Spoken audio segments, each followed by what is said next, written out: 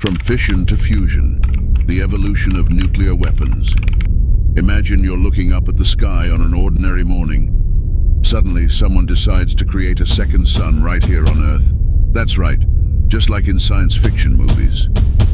On October 30th, 1961, a large plane called the Tupolev Tu-95 flew over a frozen place in Russia called Novaya Zemlya. Up there, it dropped a bomb so powerful that when it exploded, it shone like a giant sun. This day became famous because we did something so astonishing that it seemed like we had two suns in the sky for a moment. Isn't it amazing to think about that? Did you know that bombs that explode with massive power, like the ones in superhero movies, began being made many years ago?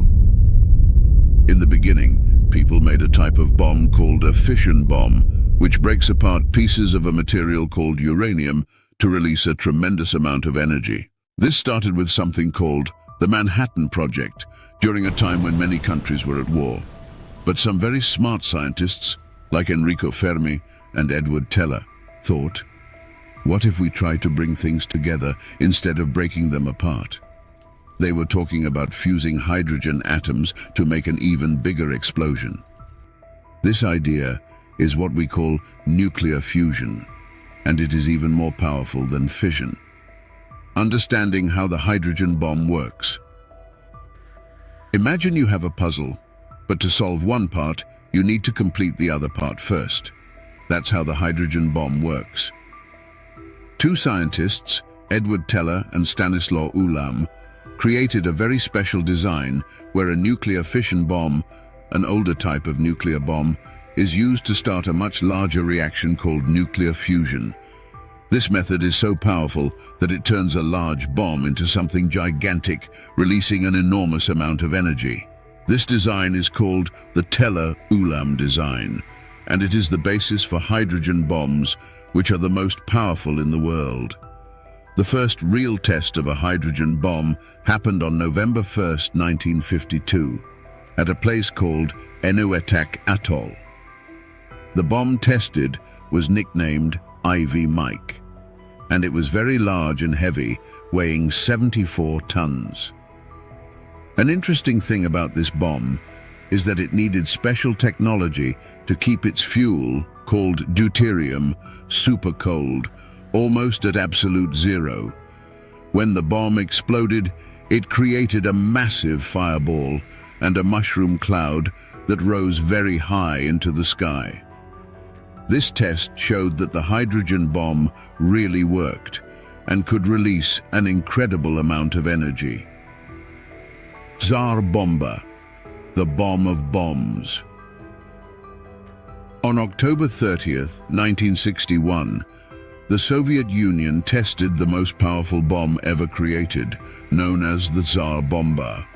This bomb had an initial potential of 100 megatons of TNT, which is a measure of explosion. However, for the test, they reduced this potential to 50 megatons. Even so, the explosion was immense, with a fireball reaching 8 kilometers in diameter and a mushroom cloud that rose 67 kilometers high. The shockwave generated was so strong that it circled the globe 3 times. The Tsar Bomba is still considered the most powerful explosive ever used. A new chapter in the history of bombs. Imagine yourself in a world where scientific discoveries have the power to change everything. After the explosion of the Tsar Bomba, people around the world were both impressed and a bit frightened by what science could do. That explosion wasn't just a show of light and energy. It was a signal that something needed to change. And it did. After witnessing such destructive power, world leaders began to think, do we really need to continue down this path? This led them to sign a very important agreement called the Partial Nuclear Test Ban Treaty. This treaty was a commitment between countries not to conduct any more nuclear bomb tests in the atmosphere, in the oceans, or in space. It was a moment of reflection and responsibility, a point where history took a new turn, showing that even in the darkest moments, we can find light and hope for a safer future. learning from the past to protect the future. Imagine we're all sitting around a campfire, telling stories about ancient times.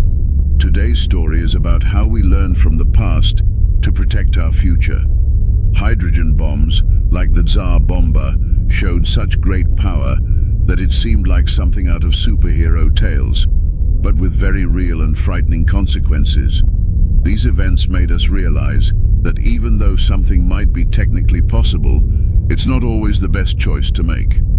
That's why previous generations decided to create very strict rules about the use of powerful technologies like nuclear weapons. They understood that with great power comes great responsibility. Today, we live in a world where these rules help maintain peace and security. The story of hydrogen bombs is not just about explosions and destruction. It's also about learning and growth. It teaches us the importance of making careful decisions and thinking about the impact our actions can have on the world. And so, by telling this story, we hope not only to remember what happened, but also to inspire everyone to take good care of the powerful world we live in. It shows us that even in times of challenges and dangers, we can always choose the path of wisdom and responsibility. If you like this, subscribe to the channel and leave your like.